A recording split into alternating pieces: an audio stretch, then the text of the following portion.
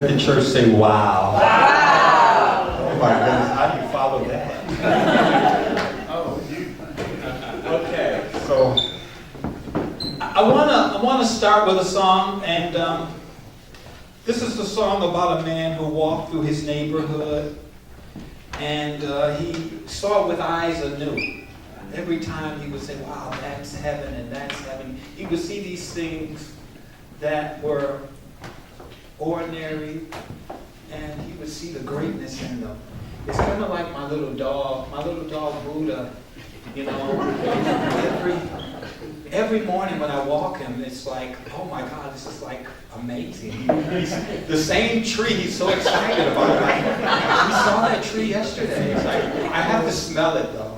I mean, he sees people, oh my God, there's people, let's play. Oh my God, there's other dogs. So he's my teacher. Buddha's my teacher, and every day when I walk him, it's like, wow, was this here yesterday? This is amazing. Oh my God, if only I could see through the eyes of my dog. How amazing we are. And so I'm going to talk a little more about it, but Sam Cooke wrote a song many years ago, and it's called That's Heaven to Me, and it goes like this. The things that I see as I walk along the street, that's heaven to me.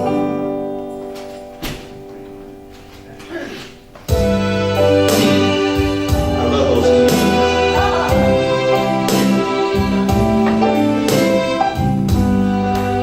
A little flower that blooms in May, a lovely sunset at the end of the day, someone helping a stranger along the way, that's heaven to me.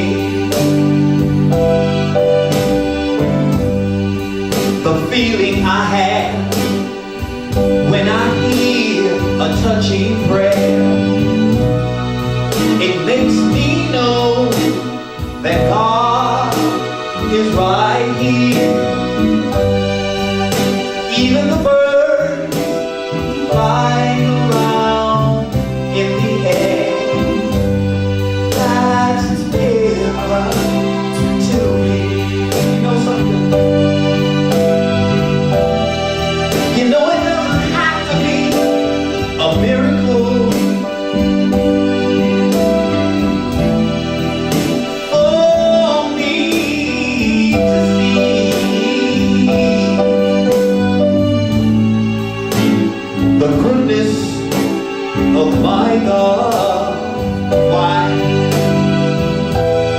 Because it's everywhere to me. I know. Even the children playing in the streets, they say a friendly hello to everyone that they meet.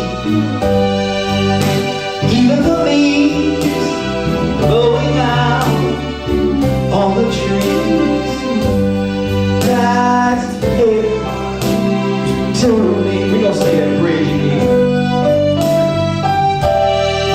You know it doesn't have to be a miracle in order for me to see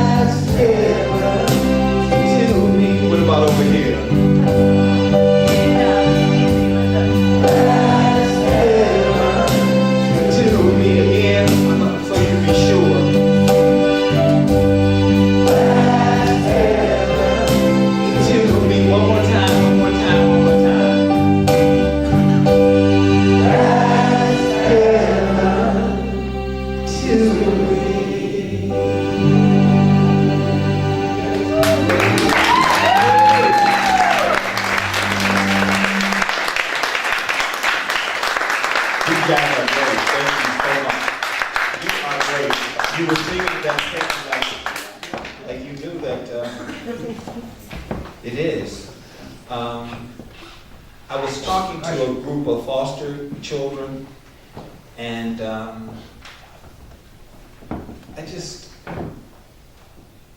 was talking to them about how valuable they are, and how neat, how worthwhile they are, and how much a difference they're making on the planet. And they were looking at me like, are you in the wrong class? You don't know my life. And I'm thinking like, oh my God, you guys are just so valuable, you're so worthy, you're so precious. And they looked again and said, are you sure you're in the right class? And I said, yes, I am. And I talked to them about how, for some reason, I'm on this ideas thing. I'm so infatuated with ideas. And I shared with them how their ideas have proliferated. Our society has so embodied and embraced our society. When you look throughout all the great markets of the world, fashion, the movies, the music industry, I said, most of these are your ideas, young people, your ideas in terms of your slang, the way you dress.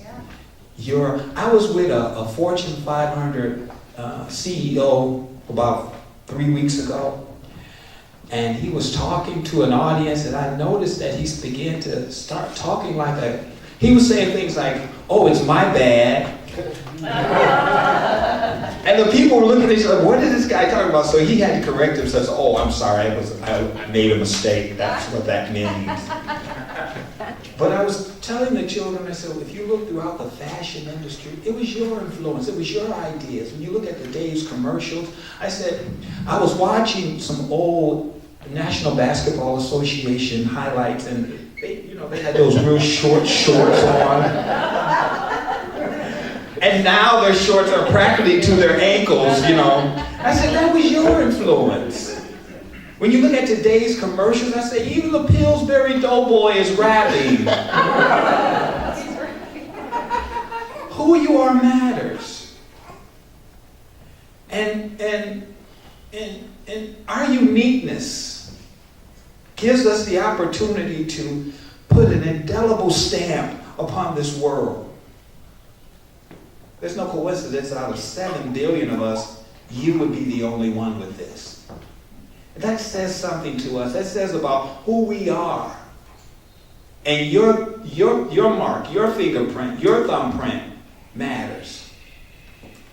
And so I've just been so enamored by you spiritual beings, and how powerful you are. And I was just been so enamored by us. Let me say it like that. I've been so enamored by the power and the possibilities that exist for us, and what we can do and what we have done. It brings me to my knees to think about who we really are. And I think about Emerson, who said, man, and I'm going to add woman, even though he made it, for mankind, but he said, man, if you only knew who you are, no sun, no moon, no star could stop you, could hold you, if you but know who you are. And that saying stayed with me for many, many years. And I was thinking about how we have the ability to create something out of nothing. And when we get down on ourselves, it's good to reflect upon the possibilities, because if any man or woman has done anything great, guess what? So can you and I, and more. And so the ability to create something out of nothing, to take something that's invisible and make it visible. The ability to have an all-access pass to heaven. To have an all all access pass to the invisible, to have access to unlimited possibilities. And it's not just for dreamers, even though the dreamers, they sort of catch on and, they don't care. They just, they're walking to the beat of a different drum anyway, so they're going to go for it. But it exists for all of us. Unlimited possibilities exist for all of us. And I just think it's absolutely amazing. And sometimes I just sit and I marvel. And I think about the scriptures which states with our good friend Abraham. And Abraham was considered the father of faith. And it says in the scriptures to Abraham, once he went on his journey sight unseen, believing in this invisible, infinite God, here was a voice that came to Abraham, and it says, look up now your eyes and look from the place where you are, northward and southward and eastward and westward, from all the land which you see, I will give to you.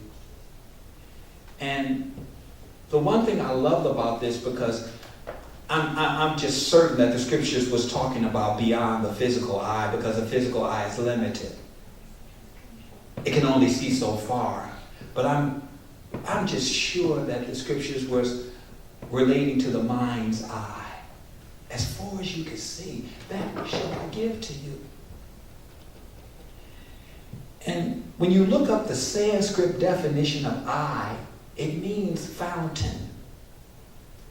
It means to pour out. Because see, many people think that we're here to set things right. But we're really here to see it right.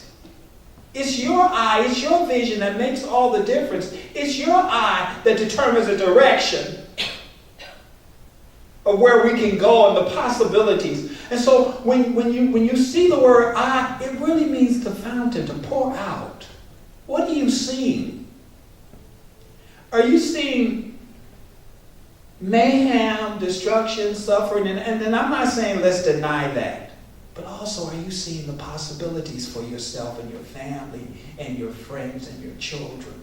What are you seeing? I always remind my parents, I say to them, I said, your child cannot rise to low expectations. They always wonder why their children are different around me, because I see the perfection. And I continue to stay there until it comes forth. So what are you seeing? Are you always harping about what's missing? Or are you continuing to see the possibilities? Are you continuing to see what's there? And yes, we have aberrant behaviors. We have behaviors that are not conducive and conductive. Yes, but there's also perfection there. There's also mastery there. There's also love there. And I'm going to ask you to call it forth. I'm going to ask you to don't be deceived. I was looking at one of my little 7-year-olds the other day, and he was doing his best to detour me. And I looked and I said, you can't fool me. I know you're great. I know there's something magnificent and wonderful about you. And he looked at me and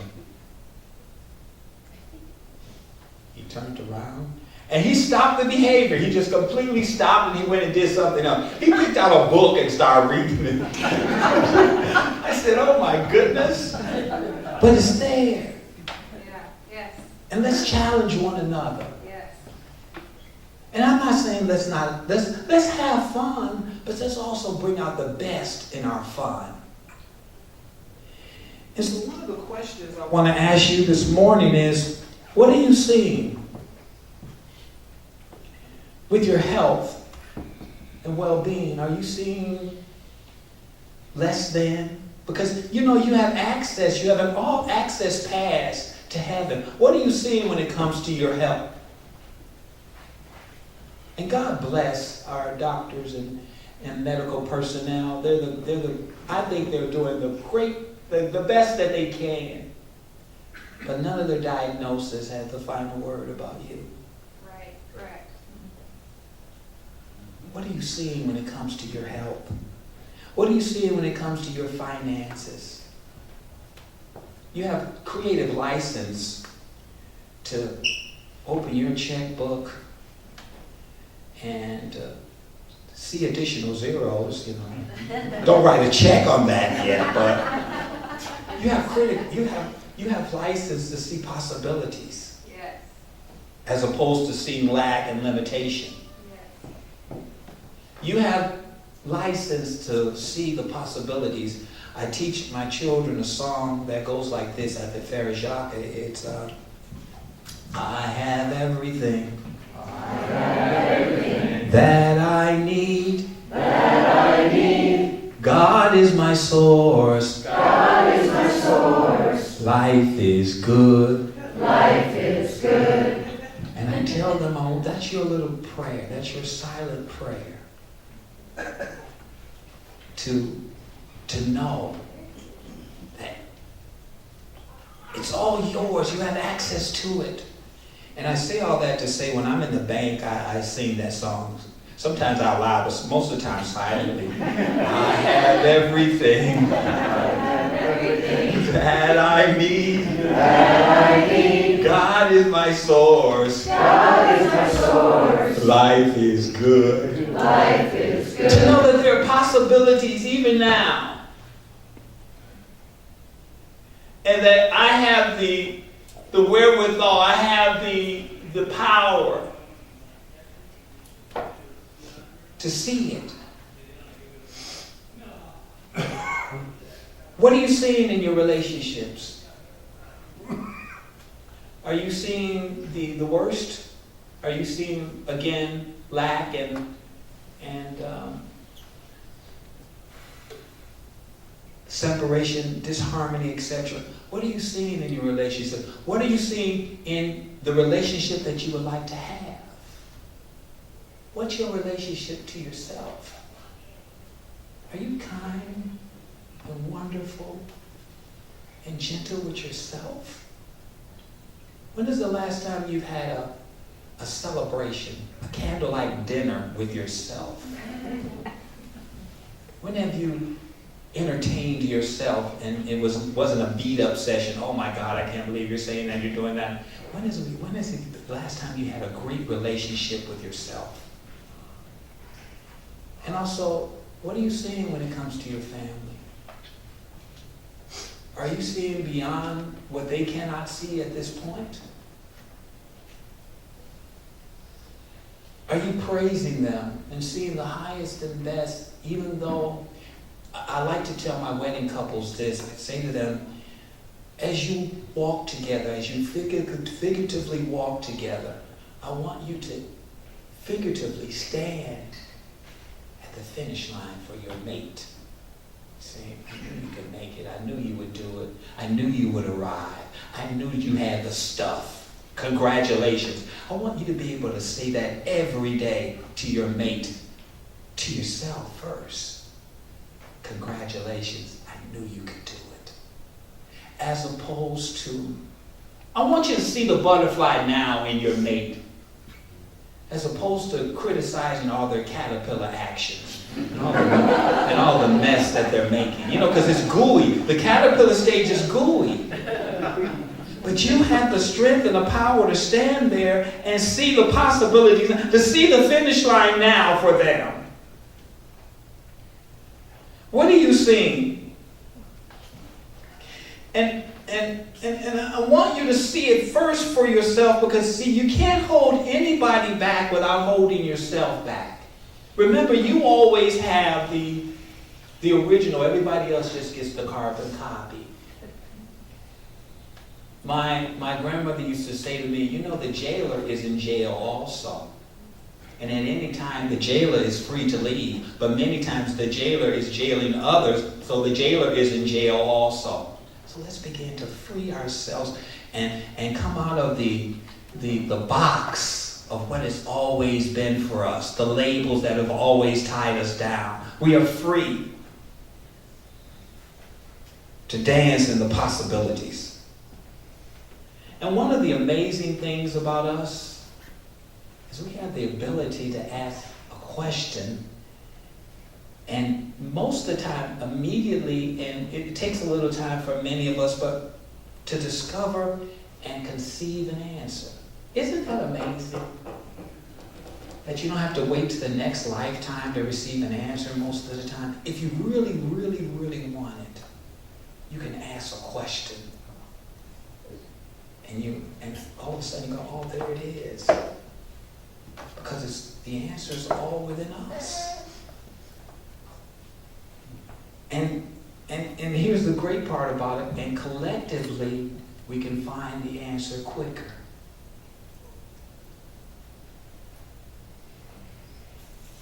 We have been able to solve some of the world's most challenging problems.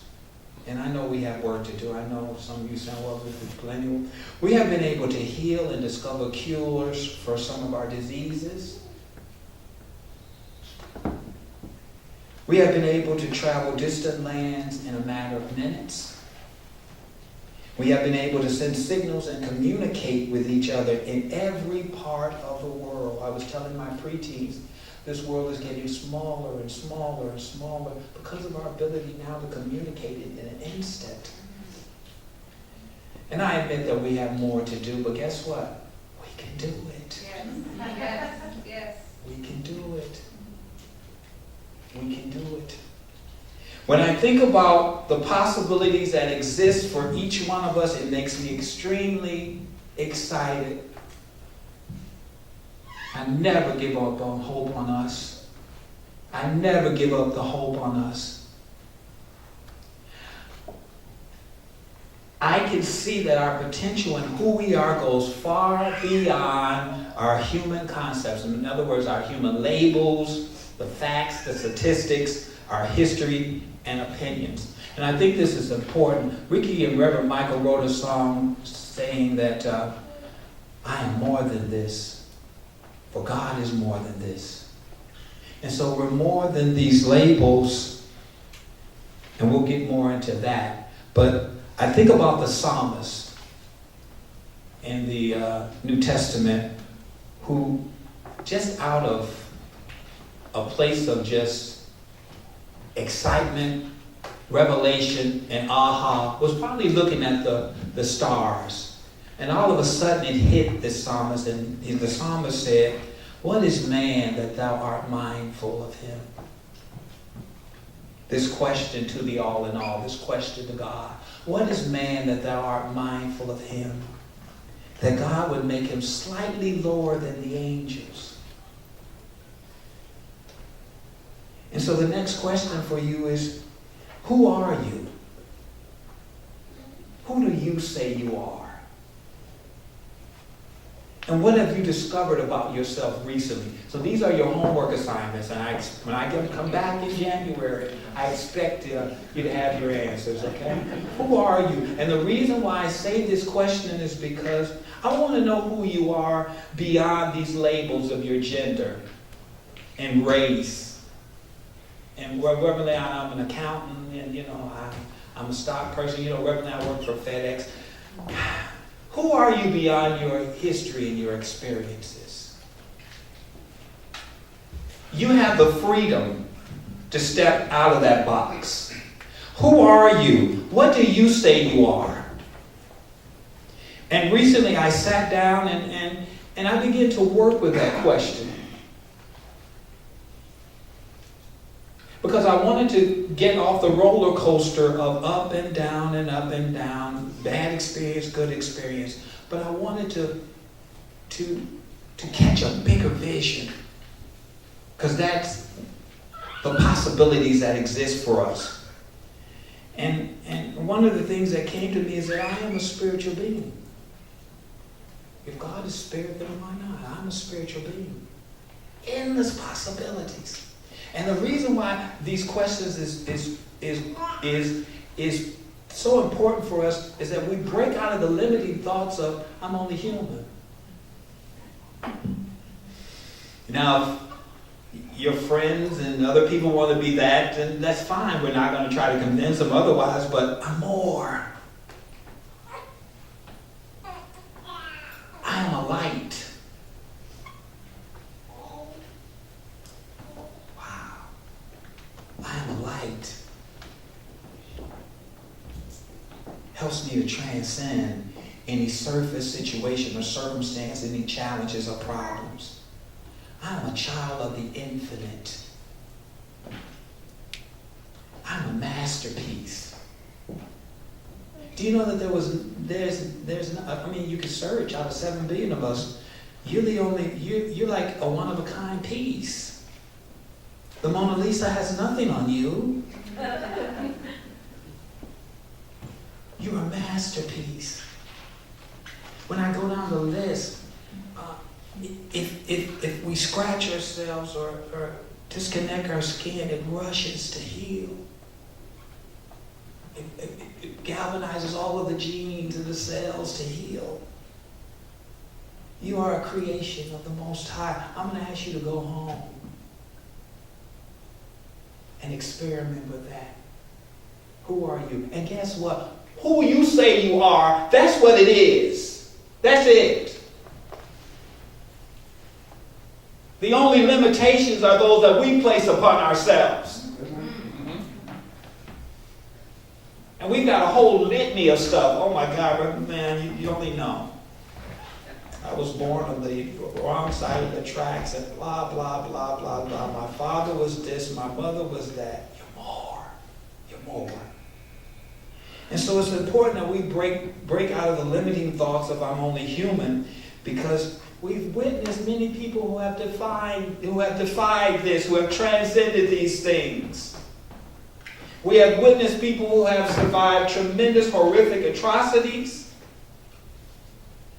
And I just want to quickly do this because some time ago I was experiencing mild depression. And I caught a glimpse that week that I was precious to God. That God was looking down on me or at me and saying, you are my beloved who I am well pleased. And isn't it wonderful that God doesn't see any of our flaws? That I really don't have to go to God for forgiveness. The first thing I have to do is forgive myself. Because God never held anything against us. God's eyes are too pure to see any inequity. God just sees his beloved. And I got out of bed, and this poem came to me, and it's called Precious. I woke up this morning and was startled to see a new horizon with infinite possibilities. I searched and searched, but I saw no ending. I traveled different paths to find only beginnings. I opened my door this day, and to my surprise, I saw a light that could not be consumed with only my eyes. I surrendered, I let go, I adhered to the light. Its radiant, its rays, its beams changed me with rich insight. I was walking this afternoon and was amazed to behold a love that penetrated and captivated my soul. It was a love that transcended space and transcended time. It was a vision that will forever change my heart, soul, and mind. I looked into the night sky and you won't believe what appeared. A star that showed me what had been hidden for all these years. I went to sleep last night and I awakened to see that everything I saw today was me. We're precious, and we're irreplaceable. Because if not, when you make your transition, wouldn't a duplicate show up if you weren't irreplaceable? You are irreplaceable. That's what I want to say. You are irreplaceable. Why would you come so unique and so different?